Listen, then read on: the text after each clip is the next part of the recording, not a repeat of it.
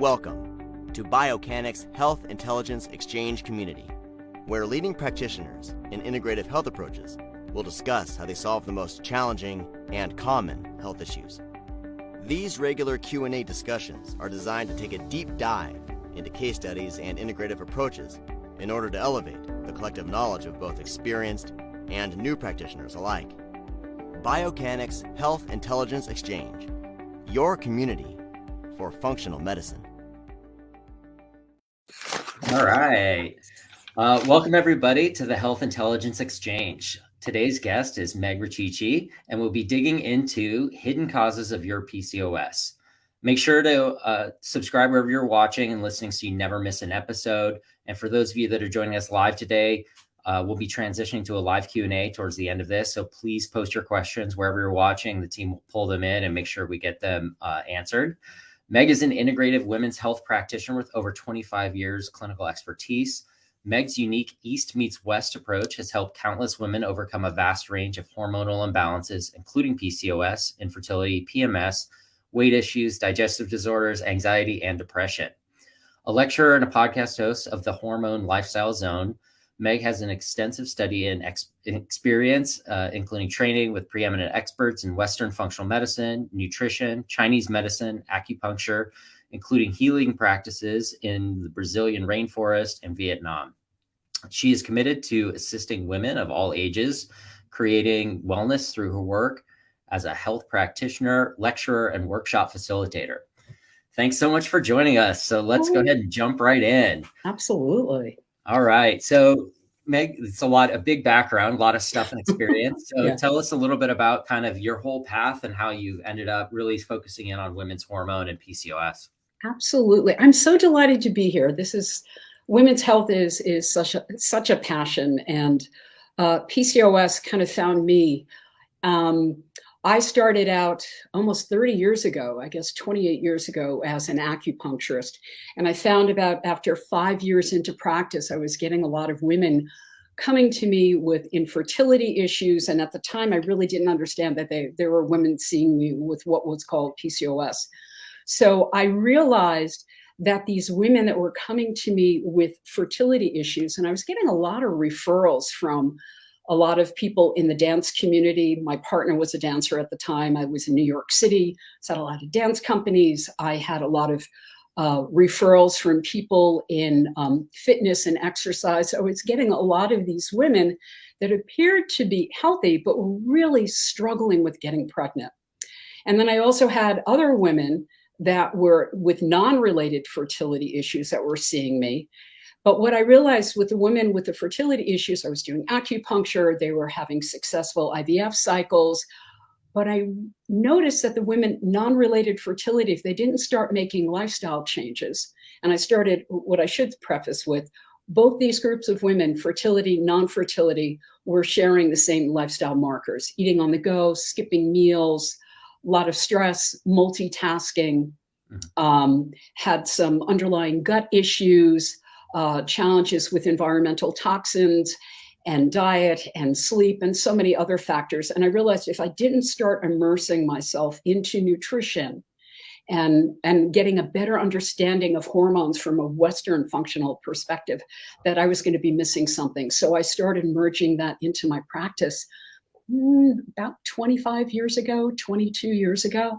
And so my approach is very East meets West. I no longer do acupuncture. I've kind of put that on the shelf, but I always use Chinese principles with looking at things from a Western perspective. And when I think of root cause, I think root cause, that term really comes from Chinese medicine. So I'm always looking at what's bringing me into the realm of root causes. PCOS is very interesting. I started seeing more and more of that over the years, but I started seeing I used to practice in New York for 20 years, and then I moved to Charleston for 7 years. And I was treating a lot of young women there that were attending the College of Charleston. And I started seeing this massive influx of young women with undiagnosed PCOS. And then I started getting a lot of clients in DC because I was seeing clients in DC and New York, and started just seeing this wave of PCOS. And I just started taking a deep dive into it. And, if you want me to go into it, Jeremy, I can discuss what I'm seeing as these hidden causes and how we can, start exploring that. Yeah. Let me know where you want to go with that.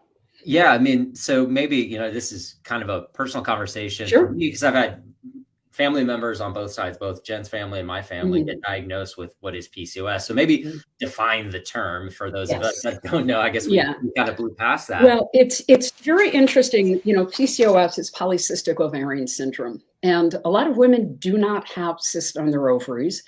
And it's a syndrome because it's a collection of symptoms that can range from classic symptoms, irregular cycles, maybe cycles 35 days, every 2 months, every 3 months, every 6 months, women are getting periods.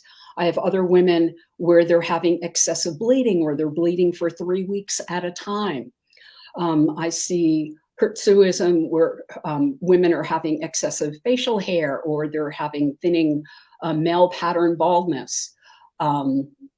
And I'm trying to think, struggling with their weight. I see women with PCOS that are lean. I see PCOS metaphorically and physically. It comes in all shapes and different sizes.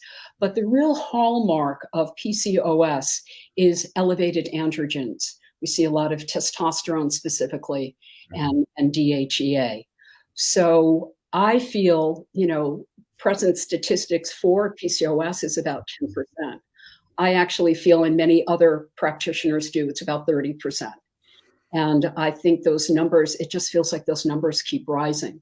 So, we want to take a look at what's causing women to have insulin resistance. And insulin resistance is when, one's cells become numb or resistant to incoming insulin that helps to usher glucose into the cells.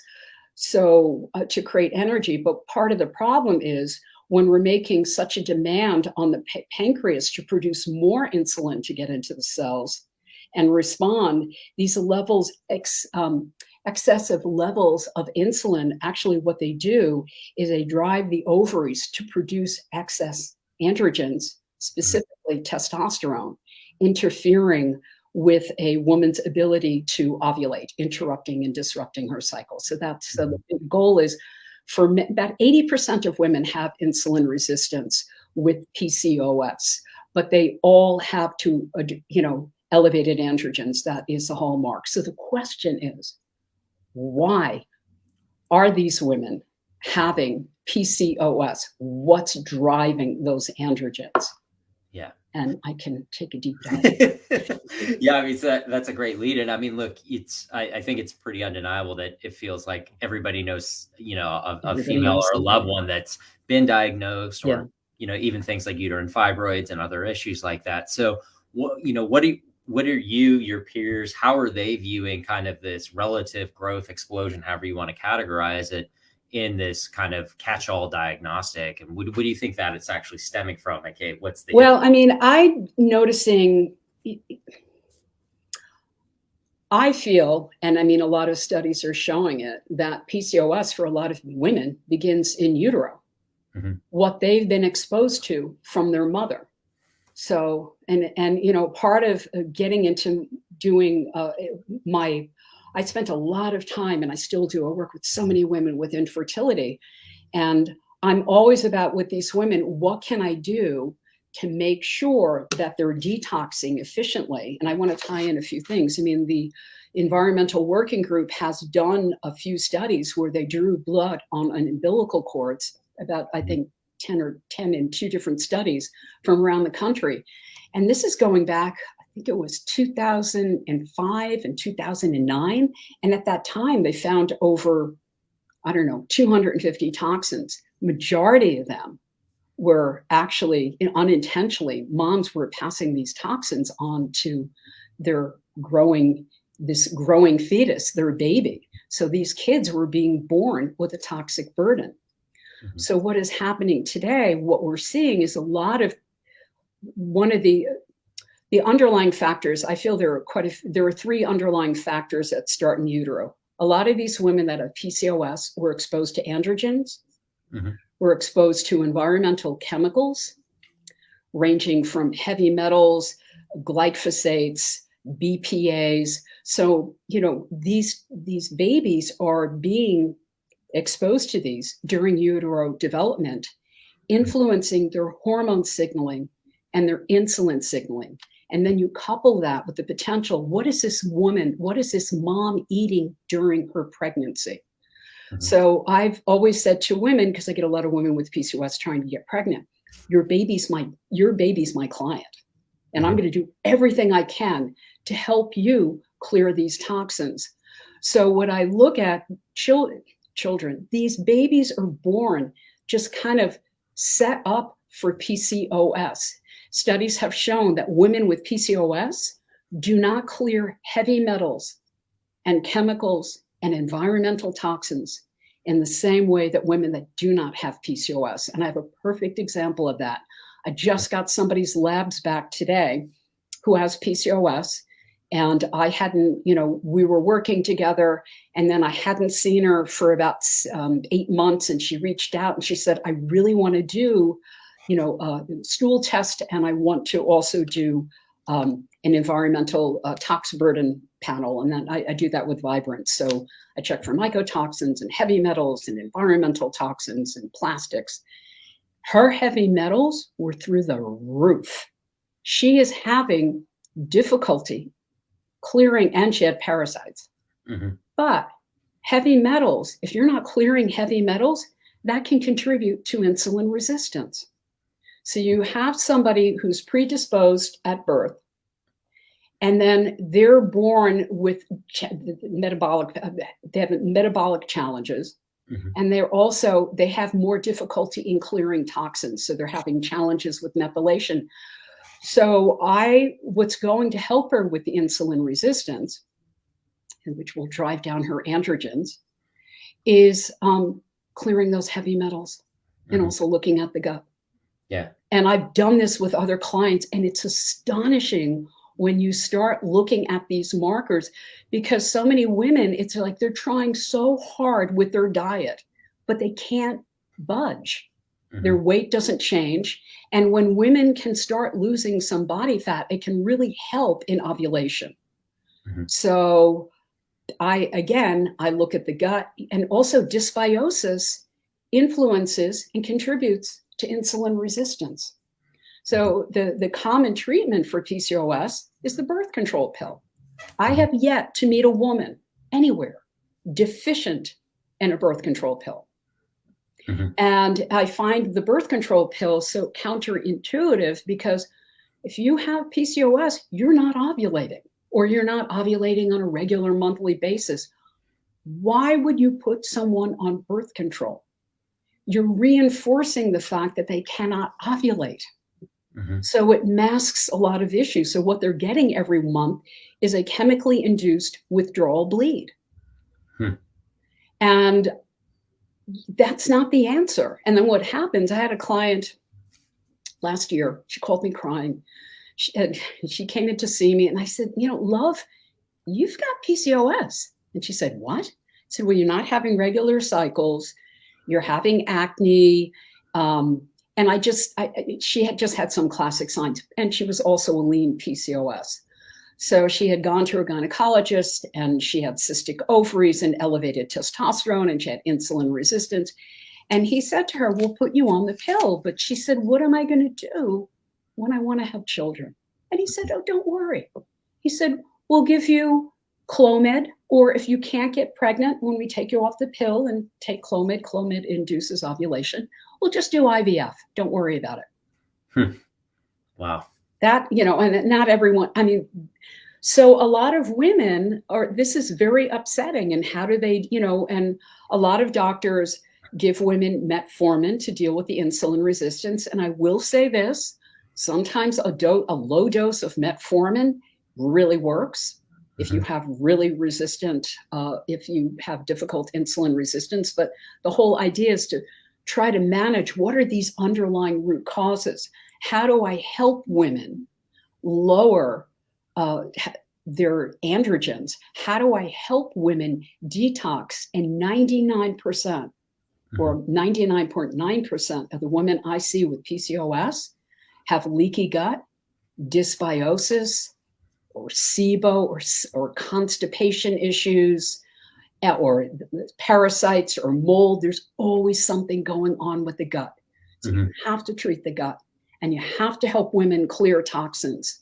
It's not enough to give a woman metformin. Myo-inositol with deoxyribonositol is amazing for PCOS, but it's not enough just to control the diet. We have to look at other factors, and diet is a big piece of it. But if you don't address these other underpinnings, you're not getting to the root cause and causes of PCOS. Does that make sense? Yeah, absolutely. So maybe from a tactics perspective for our practitioners, there's a lot to unpack there in terms of your approach. So you mentioned that you do run the Vibrant Total Tox. What do you do for your gut testing? I think Vibrant has one of the best. Okay. I love Vibrant because Vibrant, that's a great question. What I love about Vibrant, it'll also allow me to see is there an elevation of beta-glucuronidase. When beta-glucuronidase is an enzyme that is elevated on the gut Zoomer test, that's going to let me know these women are having difficulty detoxing estrogen. And, it's also going to, again, I'm seeing a lot of parasites. If they're not digesting, if they have SIBO, if they have dysbiosis, again, dysbiosis, and a compromised microbiome is going to contribute to insulin resistance and hormone signaling issues. So from an approach perspective, now using kind of the recent example of the client you just saw that has the heavy metal burden plus gut dysbiosis, probably some dietary issues. How do you tackle that? Right, you can't tackle it all at once. What's the thinking? How do you approach it? What's the prioritization? Like, what's the methodical approach that you use in your program? Many women who work with me know. My philosophy is this: I'm very compassionate and I'm very loving, but if you want to work with someone like me, you're going to lean in with me. We're going to make dietary changes. And we're also at the same time, what I do, I'll see someone on this is how I work. I have an initial consult. It's 90 minutes. So right now I do a program with women, and on the initial, we look at diet, and at the same time, I'm already having them do the gut Zoomer and the tox burden, and sometimes I do micronutrient testing if I feel there are some other issues going on. And I look at diet. First thing I look at is like, what are you eating? How are you eating? When you're eating? I myself personally right now am going to take a deeper dive and start looking into intermittent fasting. That works for women in their cycle, because intermittent fasting can be profound in resetting insulin levels, but you want to do it in a way that doesn't disrupt hormones. So I'm going to be taking more of a look into that. But I have people, anti-inflammatory diet. I want to make sure that women are having all their meals within a certain frame of time, ideally 10, 11 hours. Diet is important. A lot of protein, a lot of veggies, a lot of healthy fats. I want to make sure women are digesting their food. Nobody's digesting their food. And I look at lifestyle. Are women getting enough sleep? Most women don't. I want women to average 8 hours of sleep. Not enough sleep is a stressor. How are people moving? I see so frequently women are exercising excessively or not enough. So I'm actually working on a fitness program with someone in Atlanta right now. We're going to be working with women after 40. So we're looking at hormonal issues, and I'm going to be doing nutrition, and she's doing fitness. And it's really important to look at those lifestyle markers. How are you managing your stress? Go for long walks. Walking is great. For example, if somebody is really having a stressful moment, and to me, this is equivalent to like running away from, fight or flight response, elevates cortisol and impacts insulin. But what I say with a lot of women, because a lot of women with PCOS and women in general are just having a lot of stress in their lives. When that stress hits, it's like the zebra running away from the tiger. The cortisol levels are high. There's a heightened sympathetic response. I say to women, get up from your desk and go take a walk. 5 minutes. Let's try to lower cortisol. So I look at lifestyle. I look at movement. I look at this does not come in does not go in the bedroom. And look at and finding ways to help women buffer stress, movement, exercise, when they're eating, how they're eating, plays such a role in also looking at how are we managing their blood sugar. And I mean, I can go through supplements and different things. Is that clear? Yeah. You want me to take a deeper dive? I'm giving you a I'd broad love to hear specifically on like the heavy metal toxicity or versus a gut dysbiosis or both. How would you think about the detoxification for us? How do you help them detox? I always feel anytime we're starting to detox, I look at drainage. And drainage to me is, you know, I've said this for years and my approach has gotten, I've refined it. If you take a pool and it's really murky, you can do one of two things. You can keep pouring water in the pool and diluting it, or you can get into the filters and pull out the gunk. So the water can drain and you can have a clear, clean pool. Well, the drainage that we're looking at, those filters metaphorically in the pool, we look at the liver duct, the bile duct, how well is bowel movement. I cannot tell you the level of constipation I see. If a woman isn't constipated, I can't do anything. And I see a lot of constipation with PCOS. I have to make sure that I'm regulating her bowels where she is going at least once, twice daily before I can start doing a parasite cleanse, before I can start clearing a lot of things. So that might be the first stage. But I always want to work on the gut. And so again, looking at opening up the gut, lymph, bile duct, liver duct, kidneys, lymphatic system. These are really important. You want to open the filters in the pool so that when you're ready to detox, things can move. And what I look at when I'm doing detoxification, I look at mitochondrial function. How do we support the mitochondria? And I look at things like fulvic and humic acid. Can I mention companies? Is that okay? Yeah. Oh, good. Absolutely. Okay, great. So I use CellCore. I think CellCore is really profound. They have CT minerals and BCT, ATP, and they have a variety of products. I also had Stuart Hoover on one of my podcasts because I think he's a real pioneer of fulvic and humic acid. And he has a company called Mother Earth Labs. And I use both. I use different ones, but fulvic and humic really works well on the gut in terms of helping to heal the gut and detoxification. And fulvic works on a cellular level and crosses the blood-brain barrier. And this is like really important. So I use a lot of that.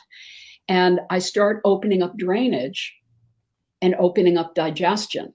And then I start taking the deep dive into doing parasites because parasites harbor heavy metals and parasites. So you make sure that you're clearing these things. And what I also recommend, again, I really love, there are a variety of different binders that CellCore uses. So I use a binder called HMET. And when I'm working with women that are trying to get pregnant and I have them and their partner, her partner use that binder because we all carry a toxic load. And I'm a big fan of infrared saunas. I think they're huge. They make such a difference. So I have to look at how do I address blood sugar? And this is interesting. There's a product by Metagenics. I'm so glad I can talk about products because sometimes I can't. Metagenics makes Candibactin BR, and I love Candibactin BR. It's got berberine and other antimicrobials in it. And I use that, couple that a lot of times I used to with, and I use it a lot. And it depends on the person. I use a variety of products. And I couple that with Candibactin AR. But what I noticed about when I've had people on Candibactin BR, it has berberine in it. Well, berberine can be comparable to metformin. For some people, it works better than metformin. It helps with insulin resistance. So it was years ago, I started using Cantibactin BR to clear the gut. And all of a sudden, I noticed that people's blood sugar issues were changing and they were getting their period. They started getting a cycle in about 3 months. And then I coupled that with other things. I love, I use a product. I love Metaglycemics by Metagenics. It's got chromium picolinate in it. It's got cinnamon. It's got alpha lipoic acid and a bunch of other things, which really helps support blood sugar, insulin levels. And the big classic one that we all use, or many of us use to help with fertility and PCOS, is myo-inositol coupled with decryo-inositol. Mm-hmm. And inositol is phenomenal in supporting insulin, blood sugar, and egg quality. And I use, it's by Theralogics, Ovasitol. Mm-hmm. Ovasitol's amazing. Wow. It's a great product. So, for me, so I say to people, if you're working with someone who's got PCOS, please use Ovasitol. If you're looking to work with PCOS, please always, you must address the gut. Digestive enzymes.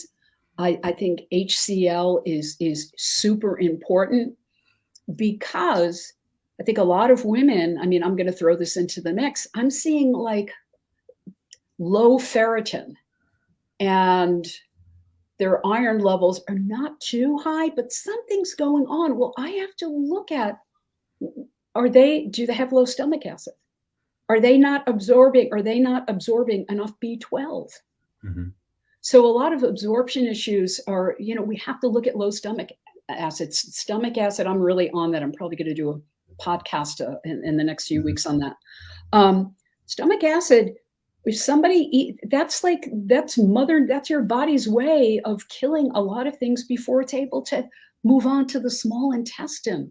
Mm-hmm. And I see, for me, lifestyle, diet, when we're under stress, and most of us, including myself, will eat at our desk. We'll be on a phone call and we're having a really difficult phone call while we're eating our lunch.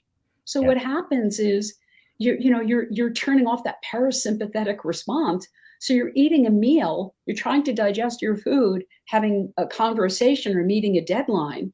And what happens with your digestion, it's kind of like you're trying to wash the clothes in the dryer. It's not going to happen. Mm-hmm. So a lot of things impact digestion. And I think the real, the big one too is looking at stress. Stress has become an unintentional form of birth control for women and one of the biggest endocrine disruptors. Hmm. So we're looking at how we manage stress.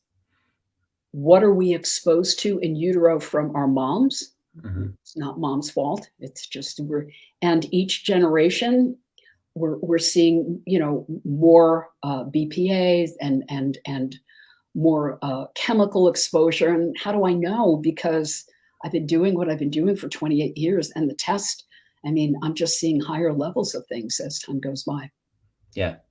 You mentioned part of the gut health is on the parasite side. So are you seeing particular parasites that you see more associated with different PCOS kind of approaches? No, I got to tell you, it's funny because there are things that come out of. Here's what's interesting about testing, and I think Vibrant has done things recently where they're really getting good at picking up on different parasites and different things. Stuff doesn't always show up in the tests. I have to go by the intake forms that I have. Mm-hmm. So, if you're seeing rectal itching, if you're seeing people waking up at night, if they're more edgy around the full moon, if they're getting weird stomach cramps, if they have anemia is grinding of teeth, wandering pain. There's a lot of different symptoms. I just assume if you are walking this planet, you have parasites. Wow. We all do. Yeah. But the question is this. Here's the big point.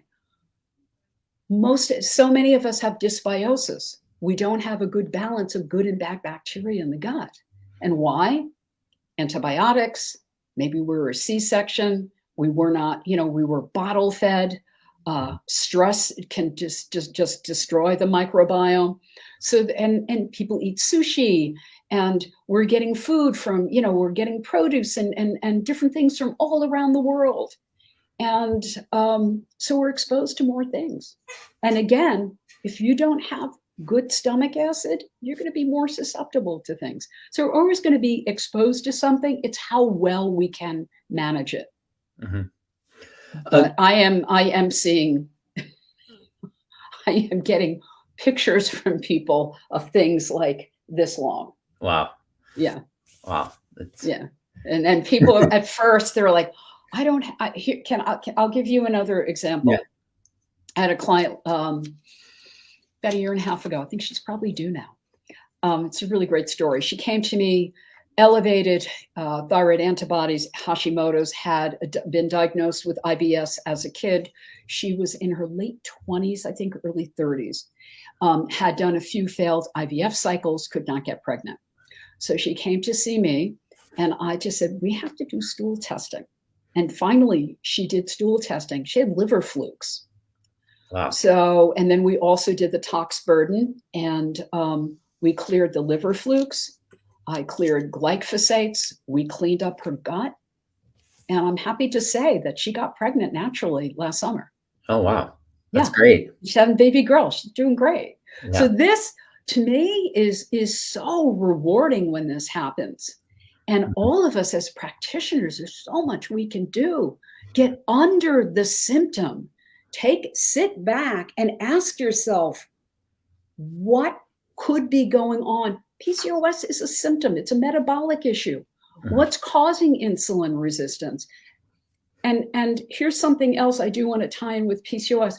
PCOS is a lifelong issue. Mm-hmm. If you don't address that insulin resistance and elevated androgens, these women are in perimenopause and menopause. They're at higher risk for cardiovascular issues. Fatty liver, non-alcoholic fatty liver is huge. So, and dementia, and Alzheimer's, there is a greater risk for cognitive issues. But I just, not doom and gloom. You can turn all of this around. I really want to say that, and I want to stress it. You can have PCOS and silence your symptoms. Yeah. One of the things that, kind of touching on one of the questions around kind of lesser known symptoms, it does sound like you have pretty robust intake process. So from a self-reporting perspective, what are the questions and like triggers? You mentioned I may run micronutrient if I suspect something else. What are you looking for in the intake process that are kind of the flags that indicate the direction that you want to go? That they have PCOS? A lot of women come, what do I look at? Specific questions, like if you see them answer rectal itching as an example in a certain way, then it triggers that. Are there other questions in your intake process that kind of are big flags? Gas, as I said, like 99.9% of the women with PCOS, there's something going on in the gut. Personally, I think most people have gut issues going on. What do I look at? Again, PCOS is a symptom. So if they've been diagnosed with that, I want to take a look at, as I said, I ask gas and bloat. Do they have, do they have an odor to their flatulence? That's a bad breath. This is one I ask, and sometimes they don't, I look on the form and like, it's a little ambiguous, their answer. So I'll say, tell me, when you get up in the morning, is your belly flatter than when you go to bed at night? They say, yes, Meg, I feel like I'm 5 months pregnant. So what I think about with that is, sounds like SIBO. Yeah. And small intestinal bacterial overgrowth. And it usually ends up being that. So, or they're not digesting their food. So, or believe it or not, if they're really fatigued and tired, that can be a symptom of digestion. And I look at the diet. Are they eating a lot of carbs? Are they not getting enough protein in their diet? So a lot of times women will complain and say, I feel so tired. Well, if you don't have gas in the tank, you're not going to go very far. So what you eat, how you eat, if you're absorbing your nutrients, burping, heartburn, people will be like, oh, I have heartburn. Well, what could be really happening is you have low stomach acid. If there's not enough, I keep going back to the stomach acid. I got to tell you, it's a big deal. If somebody is burping, you're like, oh man, I'm getting this heartburn, or they've been on PPIs for a while. As a client of mine who's a doc, who I just had who has PCOS that I work with, and I'll get to her. But anyway, when you start seeing that, you have to look at, well, if somebody's getting heartburn, that means that the LAS valve, which covers that little flap between the stomach and the esophagus, if you're not producing enough stomach acid, the LAS valve doesn't shut. So it's like the lid on the washer splashing up soapy water. So hydrochloric acid that tells me a lot too. And a lot of times, if somebody's not digesting their food, then they're not absorbing B12 and folate, right? Yeah. And they're not breaking down proteins, and they're more susceptible to food stagnating, and they're getting fermentation going on. I'm simplifying this. They're contributing to yeast and bacterial overgrowth and other things. From a and constipation. Yeah. Is and loose stool. Loose stool, to me, when I'm seeing chronic loose stool, it's parasites. Wow. I mean, and it doesn't always have to be. Everybody thinks, oh, parasites are these long worms. No, they're microscopic. I cannot tell you how many women I've had with microscopic colitis, loose stool, and I address parasites, and then it clears. Yeah. So even in the case studies you mentioned, or your other clients that you've worked with, how long does it usually take for somebody to get started with you and start to see relief? Is it something that can happen very quickly, or it takes? Well, when you're dealing with PCOS, and I say this to a lot of women, it can take up to a year to regulate your cycle. You're reestablishing hormone signaling. You're looking at metabolic issues. The women that come to me have some real chronic stuff going on, and they've been on the pill for years, which also, to me, just, I think, really impacts the hormones, disrupts hormone signaling, where it's almost like I have to wake up that the HPA axis, and it's so important to say to women, this is going to take time. I had one woman I worked with; she hadn't had a period in a couple of years, and she was also a vegetarian, and I would like to tie this in. I respect what people want to do, but in my clinical experience, I will never resolve PCOS on a plant-based diet. And it's very important for women to heal eating animal protein where they're getting those branched chain amino acids. Plant-based diet is very carb heavy, spiking insulin, and I just can't. It's in my clinical experience, I can't resolve PCOS in a plant-based diet. So, I lost my train of thought. Fill me in here. What was the question you asked? I'm sorry. Meg's having a brain fart. Yeah, well, just kind of touching on the diet. I mean, this is obviously a topic that comes up quite a bit. Maybe kind of expand on that idea around specific plant-based, and then maybe even what about, you talk about gut dysbiosis. Do you ever do food sensitivity analysis? Or you just? Yeah, I do. I mean, it's funny. Sometimes I do and I don't. It depends. I find a lot of times that when people are reacting to everything, it doesn't make sense because their gut is so leaky. I also can, in the stool test, I can see a lot about the zonulin, gliadin levels or gliadin levels with zonulin, and there's, a gluten sensitivity. Sometimes I do. Sometimes people are resistant to that, but if I can get them to do the gut zoomer and the other test, and then if I need, I will do that. But in my world, when I'm addressing PCOS, I believe that it's very important for women to be having protein with every single meal, and even breakfast. Breakfast in this country is a lot of, cereal or eggs. Eggs is a big one for a lot of women to have a sensitivity to. Eggs, gluten, dairy, huge. So I try to get people to rotate foods. In my world, breakfast, lunch, and dinner is the same meal, is the same, whatever you eat for lunch, you could have for breakfast. Mhm. I'm not a big fan of protein shakes. I believe that we are intended to chew our food. Mhm. And I feel that what fills women is actually getting some protein. So I recommend, because a lot of people that come to see me are really struggling, so they kind of lean in.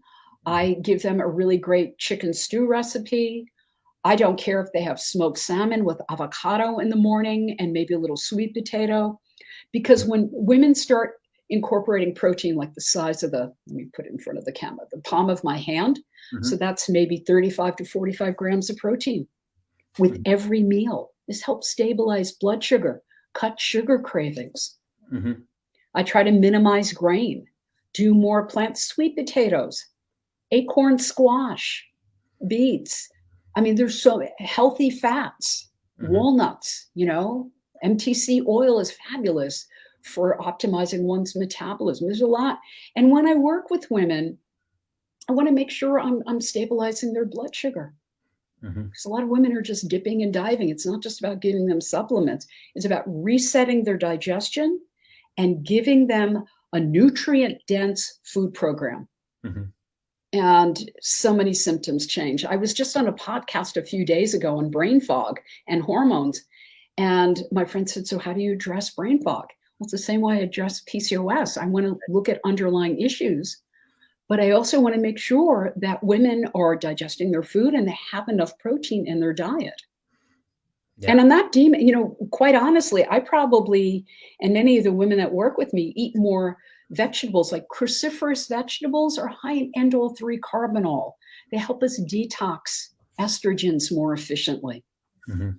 Sulforaphane, which you find in broccoli sprouts, help you to, drive down those funky, estrogen metabolites and get you to excrete them through the bowels. Yeah. So there's a lot that women can do in terms of food that can really profoundly change how they detox estrogen, how they balance their hormones, how they support progesterone, how they support hormone signaling, how they help to reestablish a vibrant and lush microbiome.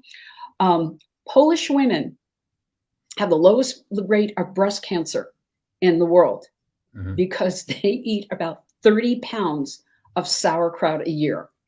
And I know this because I also have friends that are Polish.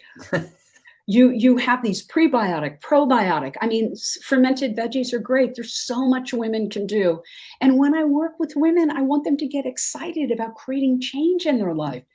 I want them to be in the driver's seat. They don't have to be a prisoner to PCOS. Mhm. They can get to a healthy BMI.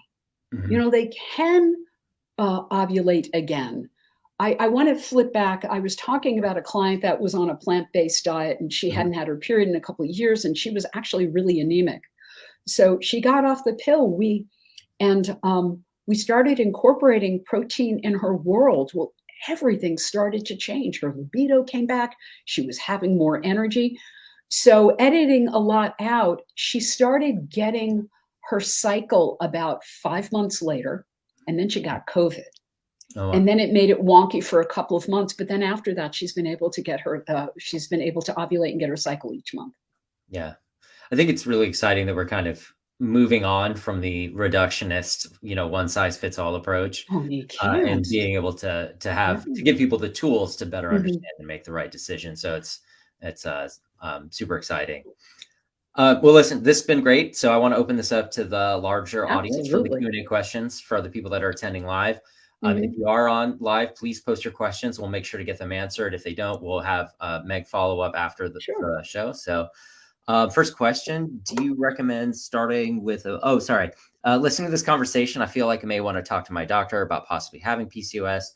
Do you recommend starting with a blood test, changing my diet? Like, where's the starting point for Well, I somebody? think that that's a great question.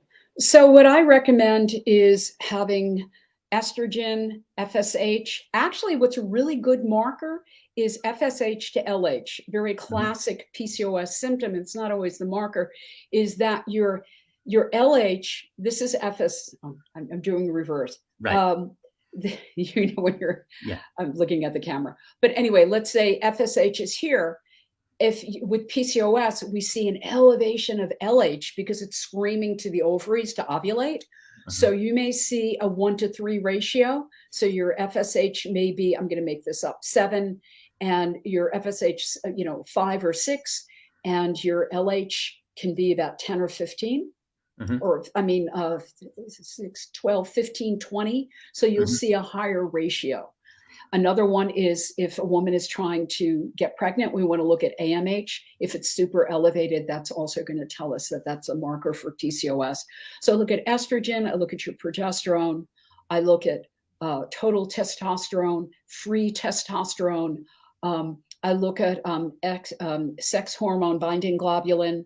I look at that ratio. I look at prolactin.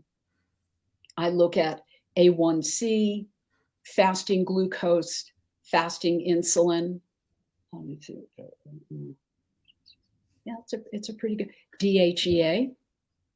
So just kind of building on that. So if somebody was suspecting of that, and so they would go get those markers, and would you recommend, kind of? And I do that on my end. If their doctors are like, we don't want to do this.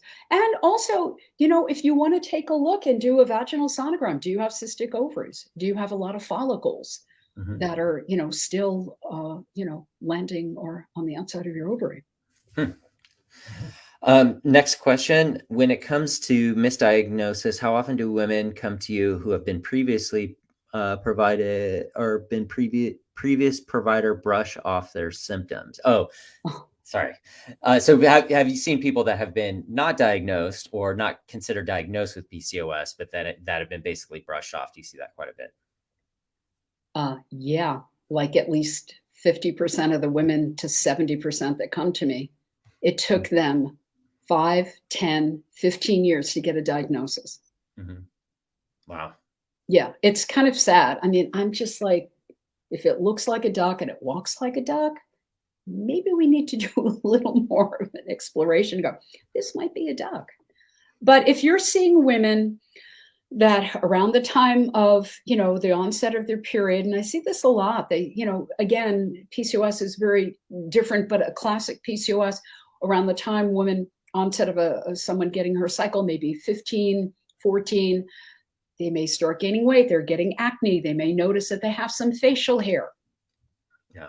Their cycles are irregular. And actually, when a woman starts her period, her menstrual cycle, she may be irregular for the first couple of years. And I've had doctors put women on birth control pill at the age of 14. And then they get off it at the age of 30. And then it's really tricky. So, yes. And I've had it and I've had women with a variety of symptoms and it's been brushed off. So, if they come to me and we get clear on that, then that's great. Yeah.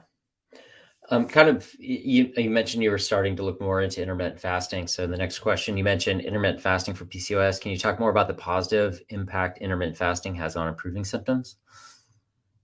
Addressing insulin resistance. But I'm really being like in the past week or two. I have it on my desk. Fasting Like a Girl, Mindy Pelt. She's awesome. And, Sarah Gottfried and a lot of other people, and I'm reading, they're finding, you have to find the right way to do intermittent fasting. And intermittent fasting, I would do a gentle fast if maybe in the follicular phase, but in the luteal phase, it can really be a stressor in the body. So you have to watch that. I do believe, ideally, if I could get women to eat all their meals within a 10-hour period, I think that would be great because then they would have a 14-hour fast. And I, in my world, I like to see women eat their first meal within the first hour to 90 minutes of getting up. And always, always, always protein and healthy fat starting the day. And if you want to get some veggies in there, I think it's a great thing. Yeah, it's interesting. It was a conference that or I can't remember where I saw it, was when there was a lot more research into intermittent Mhm. fasting, specifically around autophagy. And one of Yeah. the researchers, unfortunately, I can't find the study, was talking about the importance for cycling females to time fasting relative Yes, to. and that's why I don't want to speak too much. I'm going to be taking a deeper dive because I do believe that doing a reset is really important. I mean, we're seeing such incredible results with intermittent fasting. I Mhm. mean, amazing things in people's health. So it's not, the problem that I see is I have women that come to me and they're like, I'm doing intermittent fasting. And Mhm. they start eating at 12 o'clock at noon.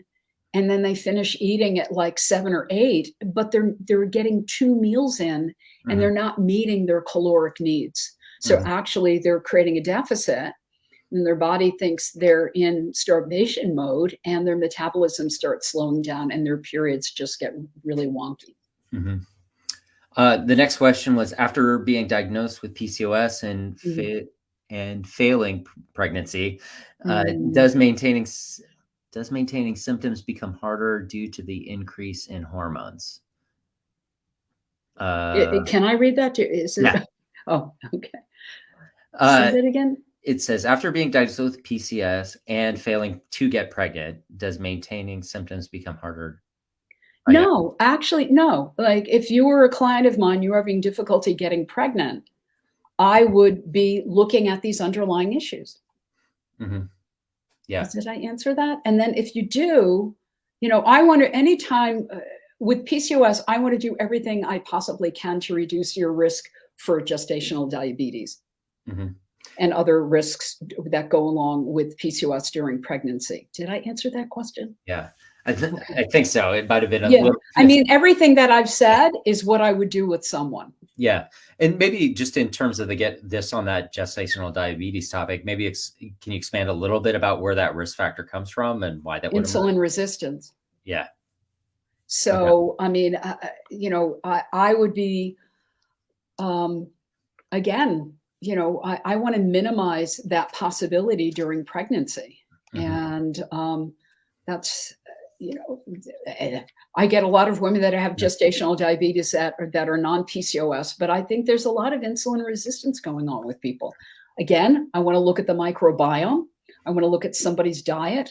I want to look at how they're handling stress. And I want to make sure they're detoxing efficiently. All these things impact hormone and insulin signaling, how they're eating, and when they're eating.